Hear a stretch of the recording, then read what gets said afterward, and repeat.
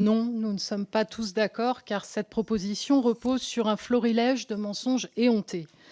Mensonges sur la souveraineté alimentaire d'abord. Vous voulez, de concert avec le gouvernement d'ailleurs, comme sur beaucoup de sujets en ce moment, dévoyer la notion de souveraineté alimentaire pour lui donner un contenu aux antipodes de ce qu'il est et de son histoire.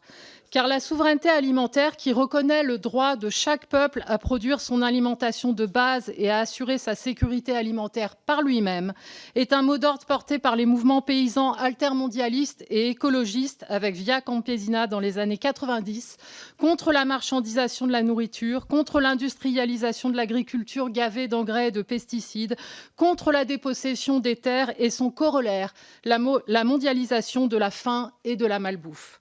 Vous êtes contre la souveraineté alimentaire. Ce que vous défendez entre les lignes, c'est une stratégie productiviste de guerre commerciale. Ce sont les intérêts de grandes firmes et non ceux des paysans et encore moins ceux de l'assiette des Françaises et des Français. Mensonge sur l'Ukraine ensuite.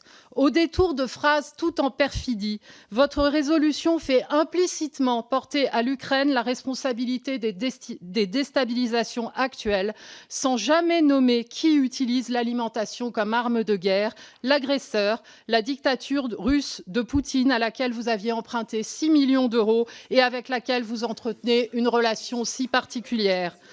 Mensonge enfin sur les vraies menaces qui pèsent sur notre souveraineté alimentaire, le changement climatique, l'effondrement de la biodiversité, l'épuisement de la fertilité des sols, mais aussi l'effondrement du nombre d'agricultrices et d'agriculteurs qui résulte du modèle agrochimique actuel. Si vous dénoncez les accords commerciaux, vous fermez les yeux sur les importations d'engrais, de soja, de pétrole, vous défendez l'empoisonnement par les pesticides.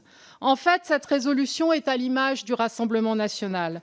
Tout cela est d'une faiblesse programmatique spectaculaire, destinée à masquer un manque de sérieux, à l'image de votre spectaculaire revirement sur les prix planchers camouflés derrière quelques slogans nationalistes.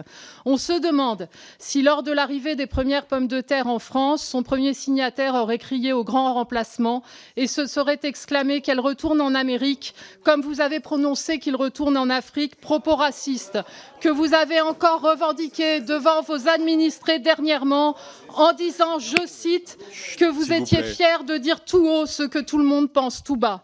La souveraineté alimentaire que vous prétendez défendre, elle a pour visage la ferme-usine à saumon industriel de Pur Saulmon dans votre circonscription, financée par un fonds spéculatif de Singapour basé à Abu Dhabi. Ce modèle est à 1000 années-lumière de la défense des intérêts de la France. Le groupe écologiste conteste radicalement le dévoiement de la notion de souveraineté alimentaire par l'extrême droite.